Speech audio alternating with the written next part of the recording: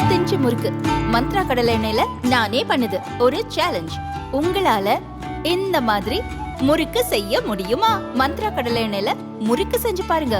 Okay.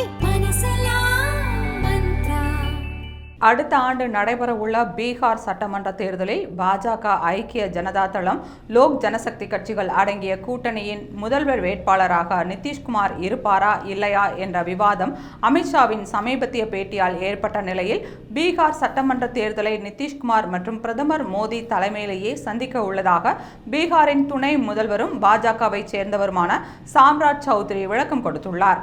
இதுகுறித்து செய்தியாளர்களிடம் பேசிய சாம்ராஜ் சௌத்ரி, பீகாரை பொறுத்தவரையில் முதல்வர் நிதிஷ்குமார் மற்றும் பிரதமர் மோடி தலைமையிலேயே தேசிய ஜனநாயக கூட்டணி செயல்பட்டு வருவதால் 2025 சட்டமன்ற தேர்தலை அவர்களின் தலைமையில் தான் சந்திக்க முடிவு எடுக்கப்பட்டுள்ளது.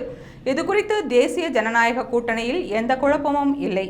2025 தேர்தல் மட்டுமல்லாமல் எதிர்காலத்தில் நடக்க உள்ள தேர்தல்களும் முதல்வர் நிதிஷ்குமார் மற்றும் மோடி தலைமையில் தான் சந்திக்கப்படும் என்று கூறினார்.